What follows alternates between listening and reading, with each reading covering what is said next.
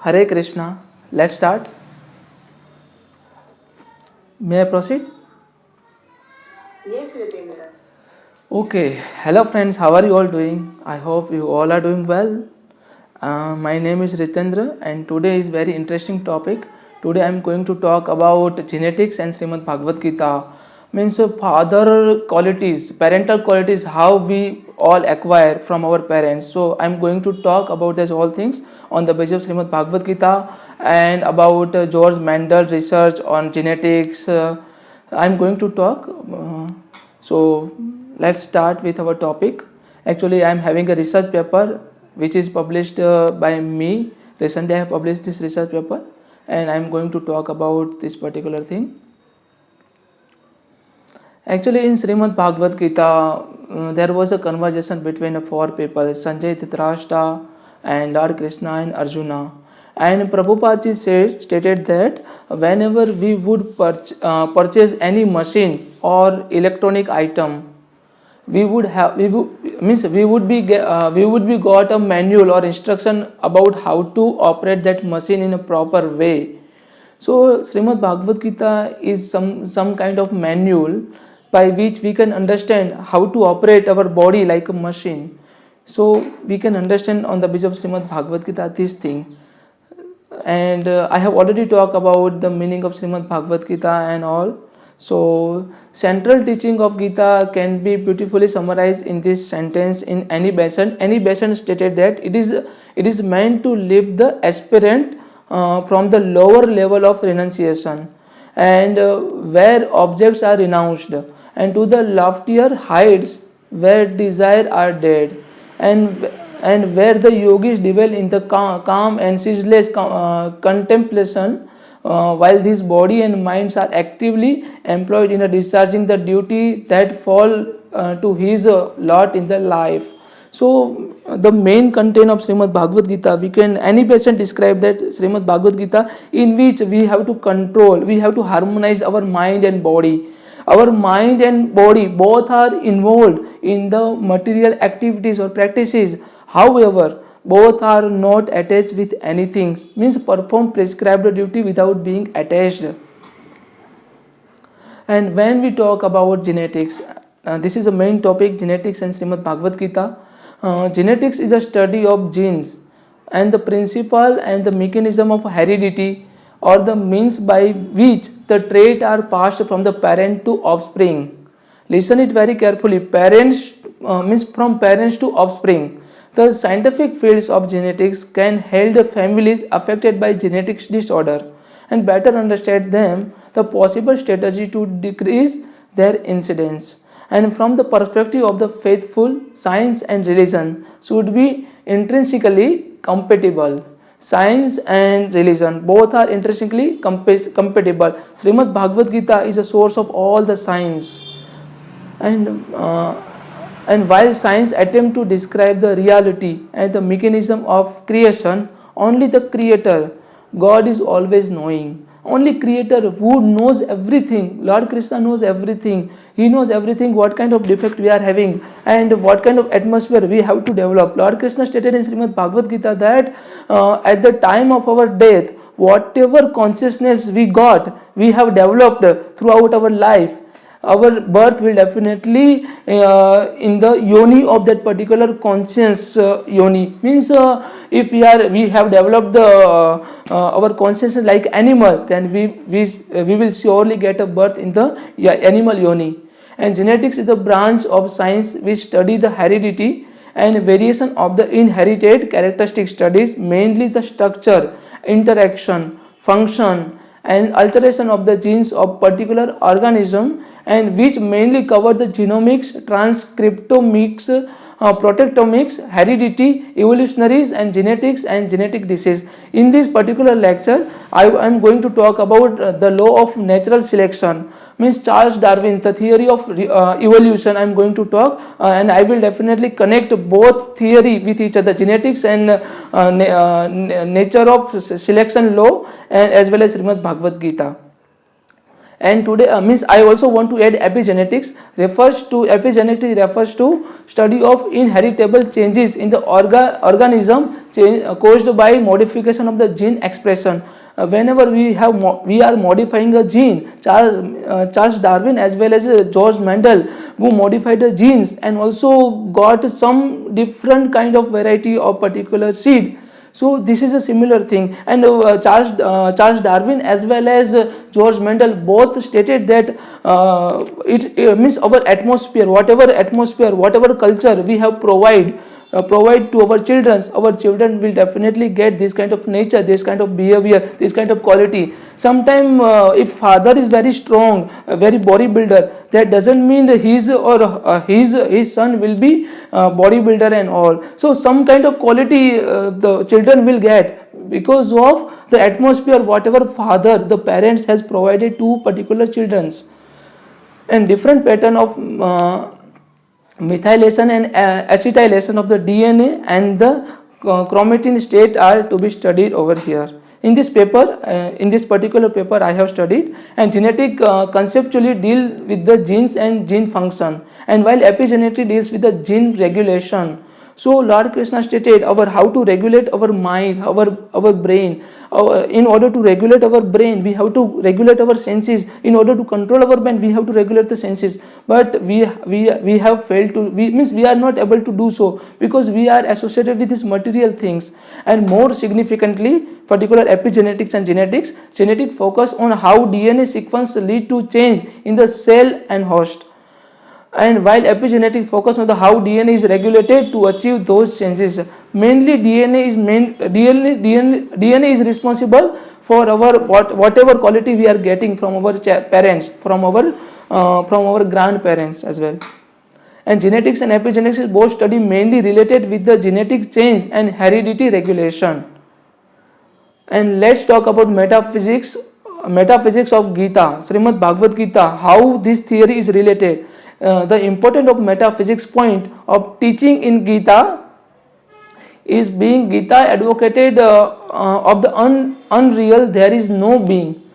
Srimad Bhagavad Gita advocates of the unreal means unreal there is no being, and of the real there is a no non-being. Wherever there is a real, there is a no being, and there is unreal, there is a being. The soul is eternal. Listen it very carefully. Soul is eternal, unborn, indestructible, in undiminishing nature, and all-pervading, unthinkable, and immutable, and unmanifest. The soul cannot be killed by sword, and it cannot be diminished by the destroy of the fire as well as air or rain. And neither soul is born nor it dies, and it is immortal and everlasting.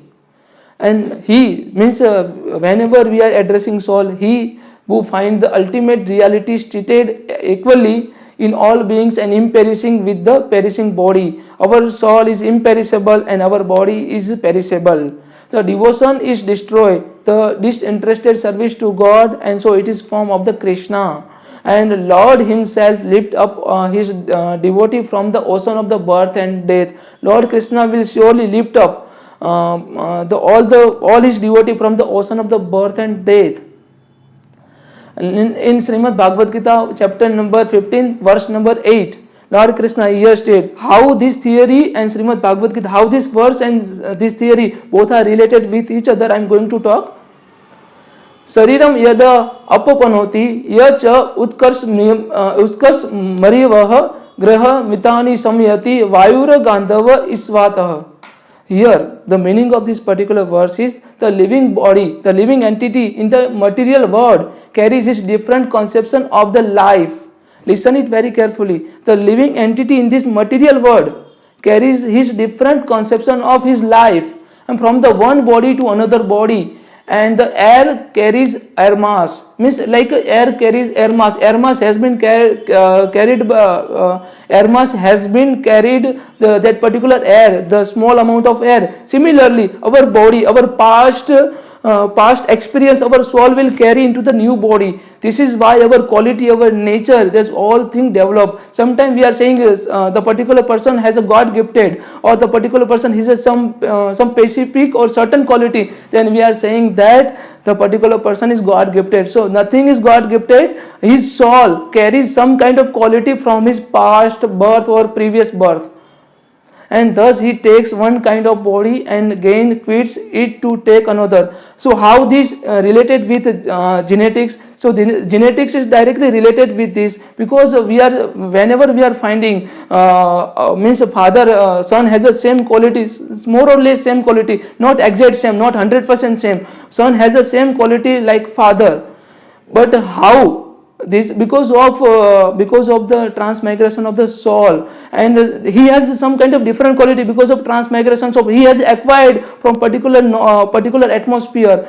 and if whatever atmosphere, whatever culture we are providing to our children, if we means while helping, while nurturing our children, whatever atmosphere we are providing, our children will develop, and our children will develop same kind of behavior and quality. So here the living entity are described as Isvara, and controller of Isvara is a supreme controller of our body, and if he likes, he can change his body to higher grade, and if likes, then he can move to a lower grade or lower class.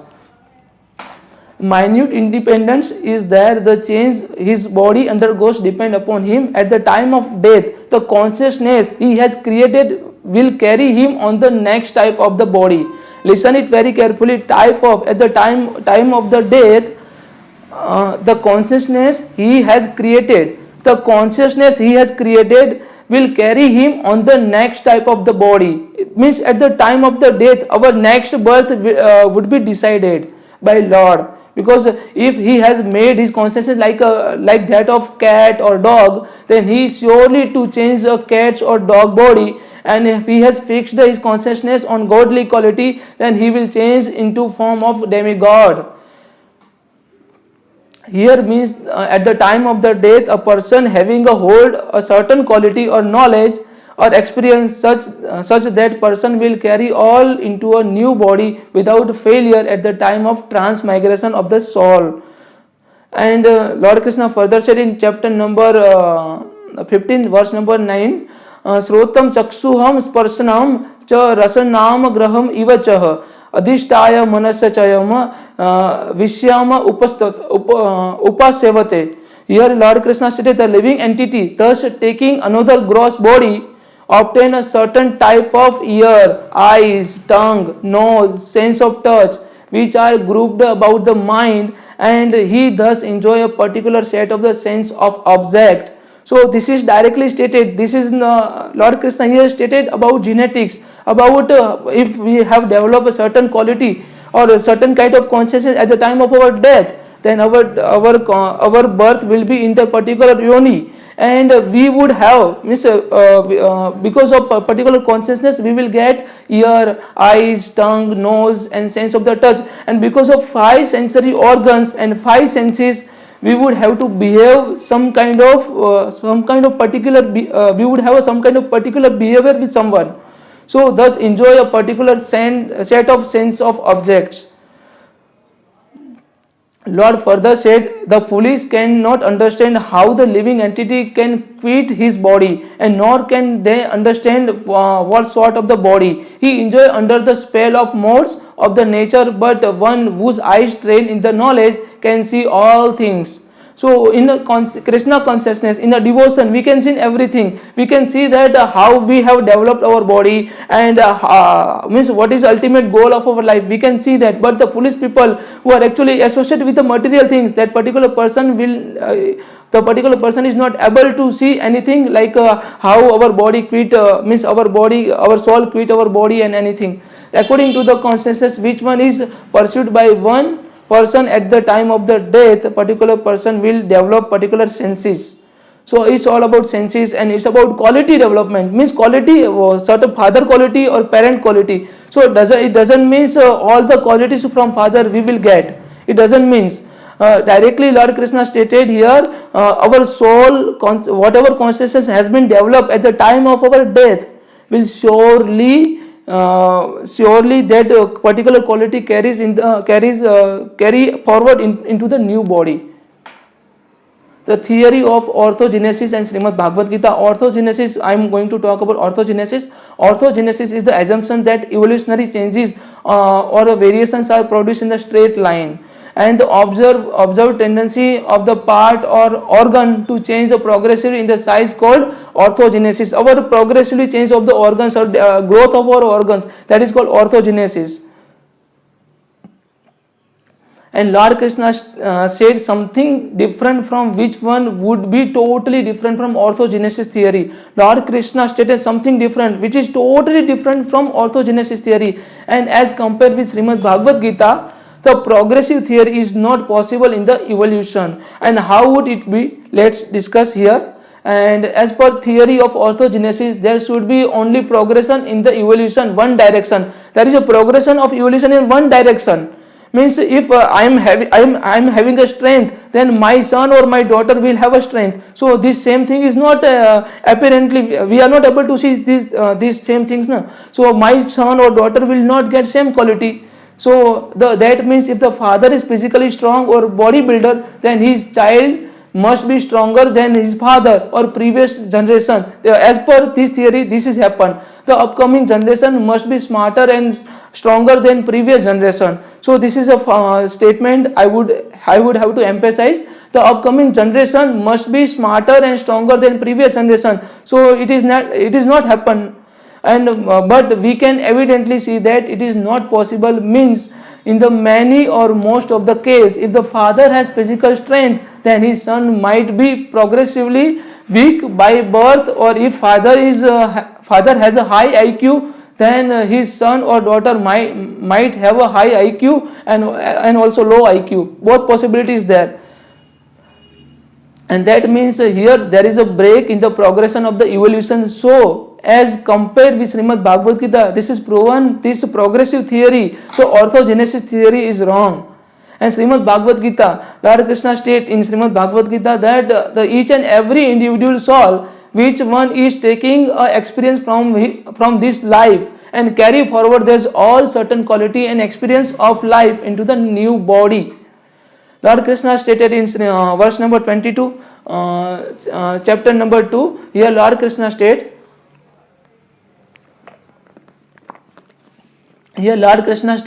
वासामि जीर्णा यथा विहाय नवानि गरन्ति नरोपराणि तथा शरीराणि विहाय जीर्णाय अन्यानि संयति नवानि देहि.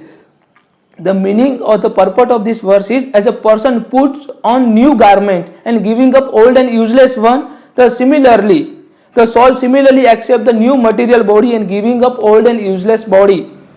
So this is stated in Srimad Bhagavad Gita. How means this is all about transmigration of the soul, the transference of the atomic individual soul. Listen it very carefully. Transference of atomic individual soul to another body is made possible by the grace of super soul, and the super soul fulfills the desire of atomic soul as one friend fulfills the desire of another. So soul and super soul both are having a good friendship. So super soul will definitely, Supreme Personality of Godhead, Lord Krishna, fulfill our desire, our soul desire.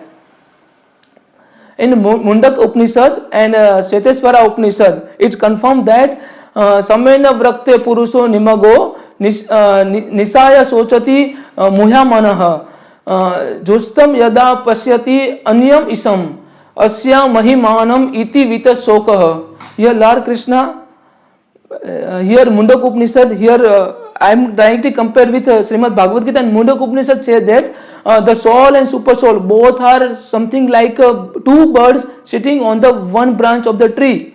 And although the tree of two birds are in the same tree, means two birds are in the same tree, on the same tree, the eating bird is fully engrossed with anxiety and motionless and as enjoy of the fruits of the tree. But if the same way other he turns his face to his friend, and that is Lord, and knows his glory at the once, and suffering the bird become free from all the anxiety. means Lord, Supreme Person of the Godhead, He is a witness. He is situated in the heart of each and every living entity. So He is a witness of our each and every action. Whatever we are doing, a bad or evil activities, so He is a supreme witness.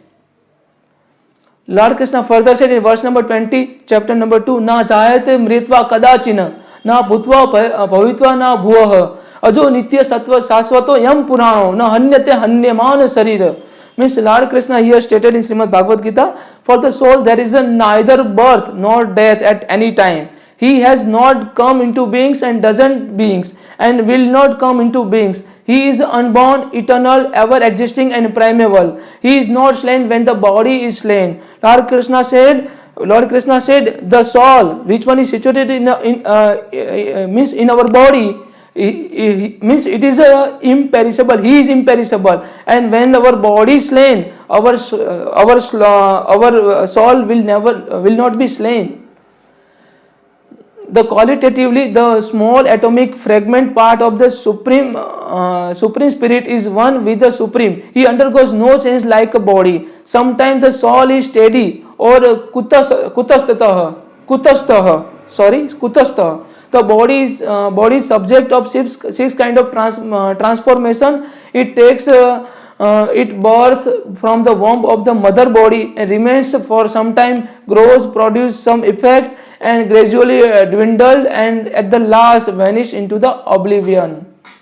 And Katha Upanishad or Katha Upanishad here stated, Na jayate mryatva vipasita niyama kustina na bhuvava kaschita ajo nitya sasvato yam purano na hanyate hanyamana sarira. The meaning of this particular verse is the same in Srimad Bhagavad Gita. Lord Krishna stated, and there is a specific word vipastita, means learned or with knowledge.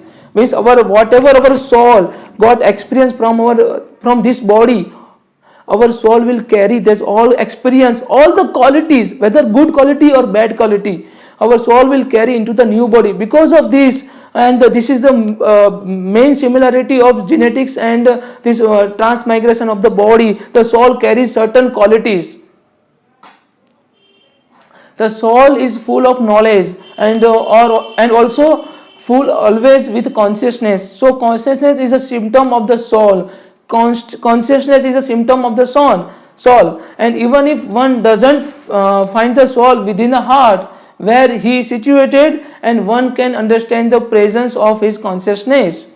So this is a Vibhu Atma and Anu Atma. There are two kind of particular soul and minute particular of the soul, Anu Atma and Vibhu Atma, the super soul and soul.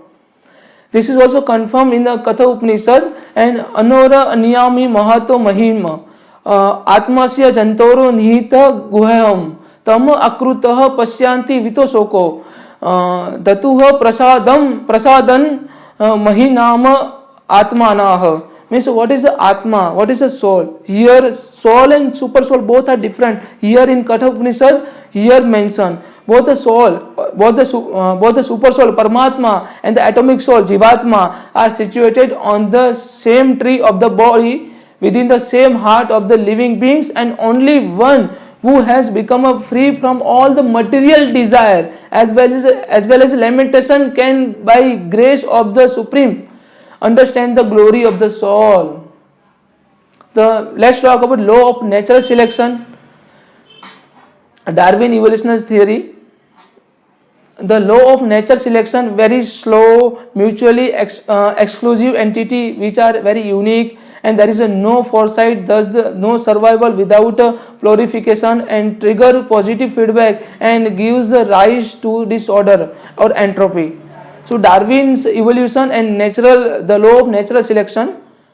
An individual organism is in a nature differ from one another. Listen it very carefully, how we all are different from each other, because our soul got some kind of quality or experience from previous birth. This is why we all are different from each other, and our parents has provided some kind of different atmosphere or culture. This is why we all are different from each other. We are having a different behavior because of our parents nurturing or atmosphere or environment, whatever provided by our parents. Because of that thing, we would develop certain quality, rajas, tamas and sattva gunas we would develop.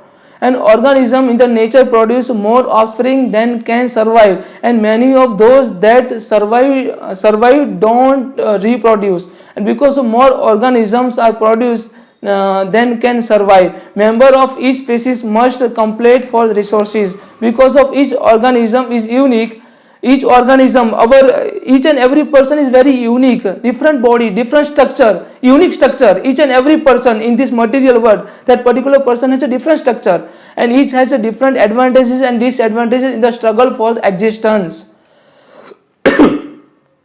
The natural selection is the differential survival and reproduction of individual due to difference in phenotype, and it is a key mechanism of evolution. The change in the heritable traits, means physical trait, heritable traits and characteristic of the population over generations. Lord Krishna here expressed to Arjuna about the nature and behavior of each and every individual one. Lord Krishna expressed in Srimad Bhagavad Gita about the nature and behavior of each and every individual one. And Lord here said a behavior and nature both are developed from the parenting and the atmosphere in which one could be brought up. The karma of each and every individual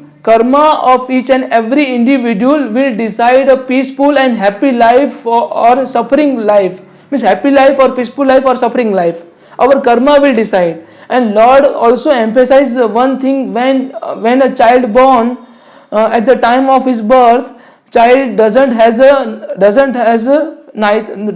a good quality and also bad quality. Means child would be neutral. The bad and good qualities are only developed in the children from the fostering and with whom the children is living or developing, or with whom the particular children is staying. But those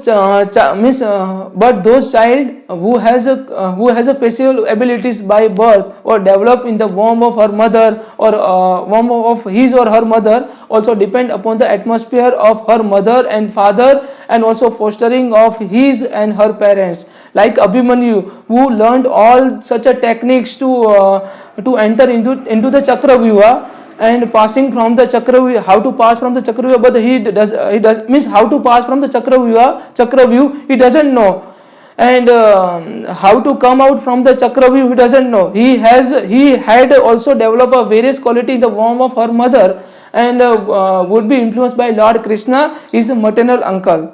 And here when we talk about Charles Darwin, then natural selection contrasting in the artificial selection, which is his view in the international, where the natural selection is not. Lord Krishna also said that each and every individual should have to pass from the struggle of existence, and who successfully pass from the nature struggle and only can give a birth to new generation, and which one is responsible for the progressive evolution. But the evolution would be form of the soul, not from of a body. And when the transmigration of the soul occurs, the soul will carry all kind of experience and quality into the new body, and that is known as evolution of the soul. And evolution of the soul is making evolution of the material body, physical body. So this is all about evolution, the theory of evolution, Charles Darwin theory, and George Mendel and Charles Darwin theory, both are related with each other. How what kind of atmosphere we would provide to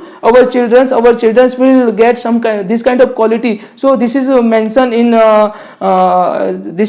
by George Mendel in his theory. And natural selection acts on the phenotype and characteristic of the organism, and which actually interact with the environment. But the genetic heritable basis of any phenotype that gives a phenotype a reproductive advantages and may become a more common in the populations.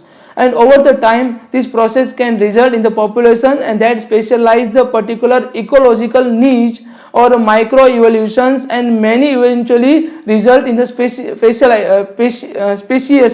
and the emergence of the new species and micro evolution.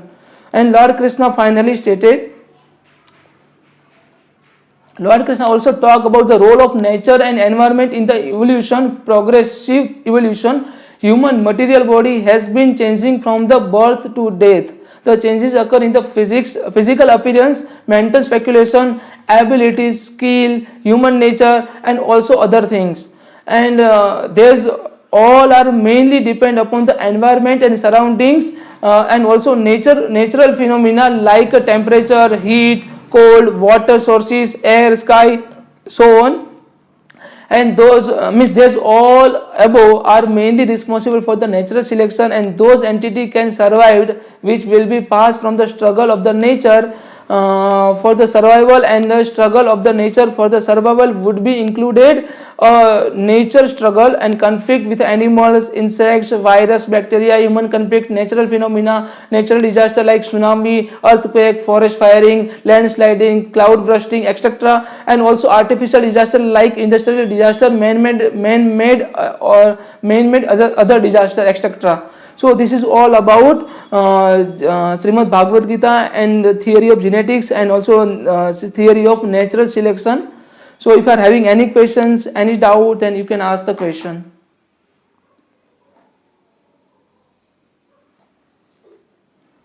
Thank you so much, Ritendra. It was like deeply analyzed. Yeah, if you are having any questions, any doubt, then you can ask the question.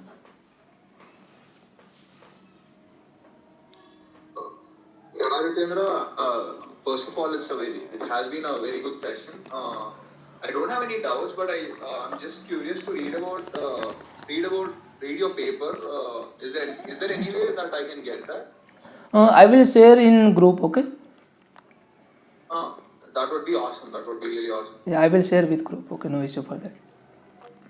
It's like beautifully analyzed with the theory angle, scientific theory, and relating with Gita. Wow. Yes. It's like connecting all the dots. Like even every day we live our lives not knowing all these things, and knowing these things can at least give some clarity. And when we take the action, we can be little more Cautious. cautious. Exactly. Actually, all the scientific theories are only based, means all the scientific theory origin from Srimad Bhagavad Gita. That what I would have to say.